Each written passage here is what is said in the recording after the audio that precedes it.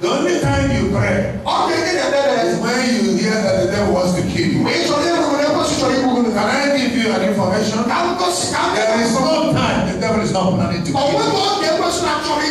And if I told you I dreamt a dream, and I saw you, somebody wanted to cut off your head, and then I woke up, you organize 1 week fast. Because you don't want to die. You can pray that type of prayer. You will pray 3 and 1 week fast. You can pray everything. The one reason we go on our knees, I want to show you reasons you go on your knees. I wanted to title this message, Resisting the Devil. What you do when you are resisting the devil. Many people are not doing it. I said, what will I be doing on my knees for 30 minutes? It's God the devil. Didn't God say before we talk, he has had us. Before we finish talking, he has had us. So what will I be doing there for 20 minutes? Hey, it is because of ignorance that is why you talk. Let me tell you, God wants you to resist the devil. That's one reason you go on your knees. That's one reason you pray. Can I tell you the reasons why we pray? So that we can generate the power of the message. Number 1 is to worship God. Now right now what I will tell you. If you want to worship of at least 30 minutes, you have been tired.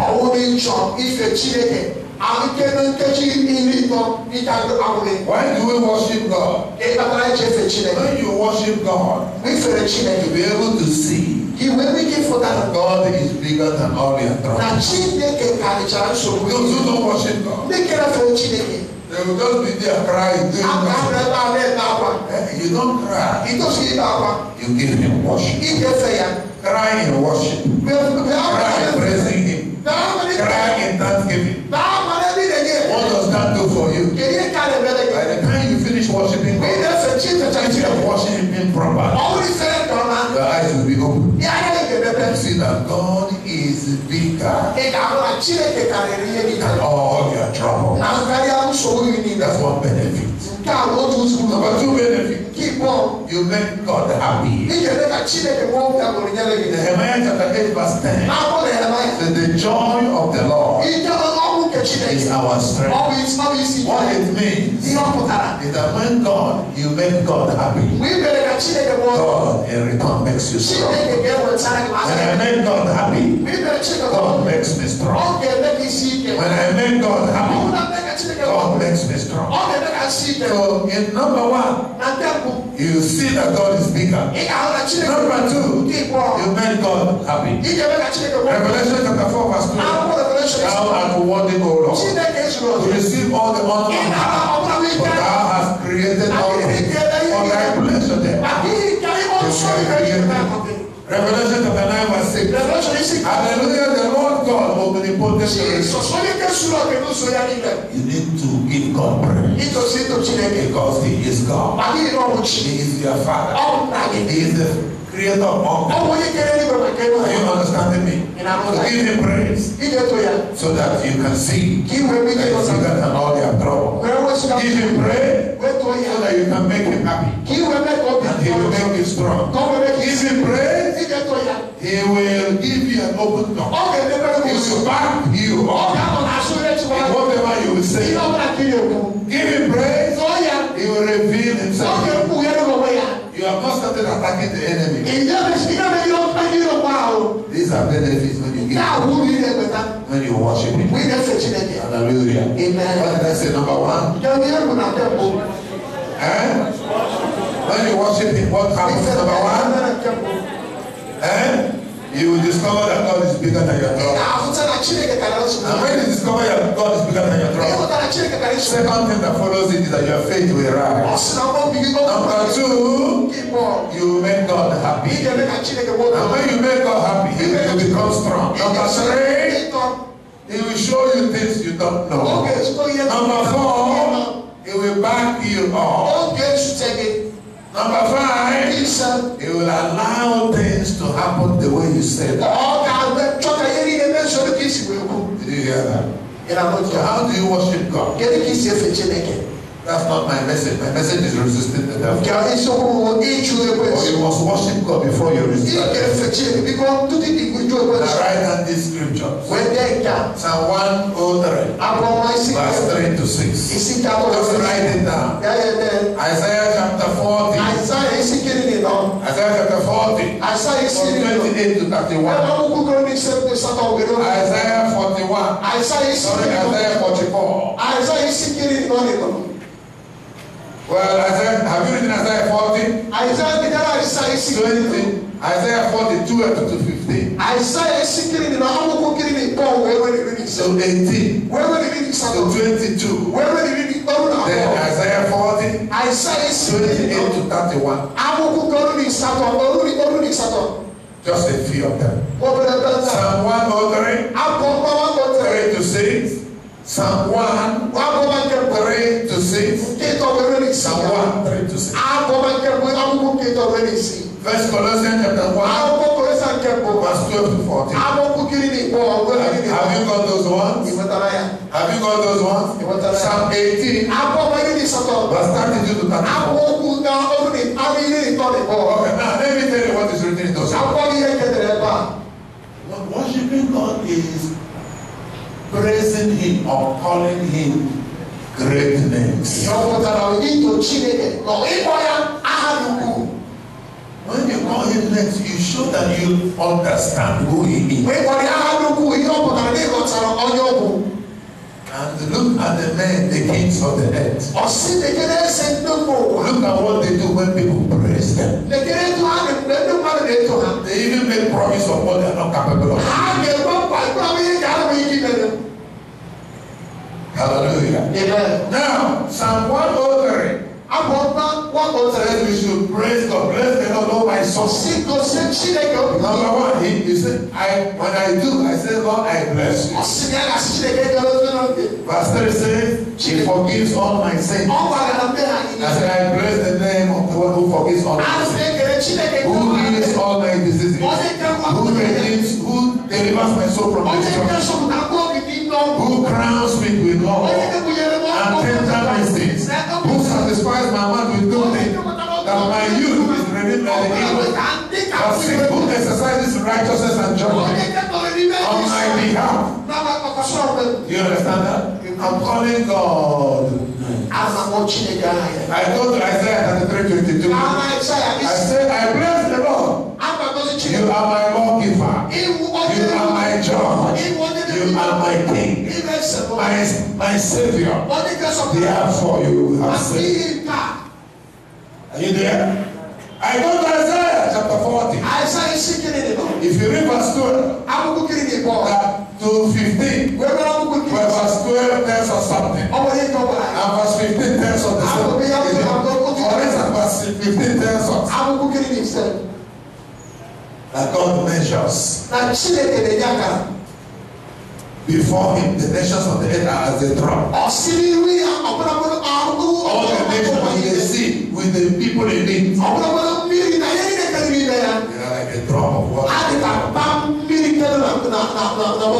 So if the whole nations of the earth, how big is your God? Are you there? Verse 22 of that Isaiah 40. He sits upon the circle of the earth. All inhabitants. Verse 12 says He measures them. In the balance of His hand. Verse 28 says, have you not heard? Has it not been told you? And the Lord is the everlasting God. The creator of the ends of the earth. He does not fail nor get weary. There is no searching of His understanding. He gives power to those that have faith. To everyone who has no mind, He increases strength. Even the youth faith. The young people are strong. So God said the young people will faith and they will get weary. Those that wait upon the Lord. Those who pray before God, they shall renew their strength. If the mount up with wings as they will run, they will not be weary. I go to Acts of the Apostles 17. It says, I bless him in whom I live and move and have all my being. Are you understanding what I'm saying? Which one have I not said? I go to Isaiah 53. I said, surely you are born my grief.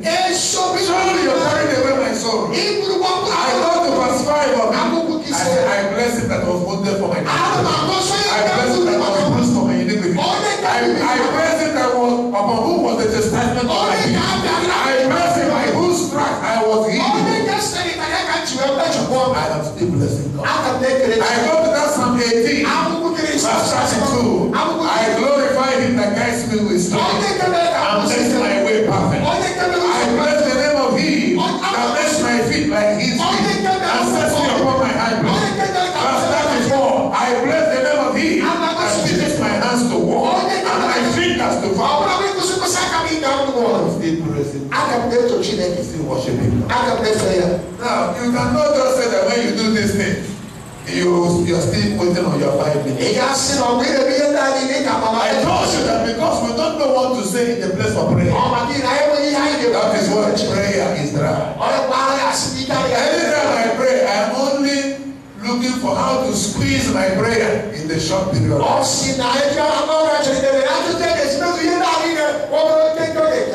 Now, I go to Psalm 1. I say, I bless the name of the Lord. The Bible says, blessed is he that sitteth, that does not walk in the counsel of the Lord, that does not sit on the seat of the scornful. His delight is in the Lord of the Lord, and in his law does he meditate. Now, when I come to verse 3, I say, I bless him that has planted my feet in the river of God. And I bless him whose river will never dry. Because my feet is planted in the river of God. I will never lack water. My hands will not wither. My bread will not wither. My face will not wither. My blood pressure will not increase. My cholesterol will not rise. My sugar level will not rise. My vision will not grow dim. My prostate will not bend. My spine will not curve or bend. My waist will not ache. My knee will not. My joints will not become sticky and develop arthritis. My bone will not break. I am still praying with you. 1 verse 3. That your knees will not wither. I bless him who has said whatever he do prosper. Do you understand what the type of thing you can use those 3 scriptures. Isaiah 53, Psalm 103, and Psalm 1. By the time you finish talking, at least 30 minutes. If I elaborate my own 1 hour, 30 minutes will pass. When you now finish, you have praised God. Well, I go to Zechariah chapter 12. He said, "God said, the prophet of Zechariah, God said the Lord, that lay the foundation, that straight for the heavens of the Lord, and lay the foundation of the heavens, that found the spirit of man. I bless him that made the foundation of the heavens. I bless him that straight for the heavens of the heavens. I praise him that formed the spirit that I have. I bless my socks. God is your socks. I bless the owner of my soul, the owner of my soul, the keeper of my soul, the governor of the nation. Psalm 22:28 says, the kingdom of this world is the kingdom of our God. He is the governor of the nation. Psalm 20 verse 7 says, some trust in chariots, some trust in horses. But I remember the name of the Lord. I said, I bless him. I praise him. Are you there? And I go to Isaiah that, 27 verse 4. I say, I bless the one. The fury is not in you. No one can set up tongues. No one can set up prayers and prayers against you in battle. Jesus told Saul in Acts of the Apostles chapter 9. He said, Saul, why are you persecuting me? It is hard for you. It is dangerous for you to kick against me. I said, nobody can set up tongues. Prince against God. You will not only go through them, you will burn them up by fire. Are you there? I still praising God. I go to Isaiah 43, verse 13. I said, before the day war, before you created the day, the Lord, there is none that can deliver our life. You walk, nobody can stop you. You walk, nobody can hinder you. You walk, no power can prevent you. I go to, Isaiah chapter 54, verse 14, saying, in righteousness I shall not be silent. I say, I bless the one who has established me in my righteousness. I bless the source of my righteousness. I bless him that keeps me far from oppression, far from fear and from terror, so that he does not come near me. I bless him that created the spirit that blows the ghost in fire, that brings forth instrument for his word. I bless him that created the words that who's installed. I bless him who has said that no weapon fashioned against me. When I finish, I sing some song.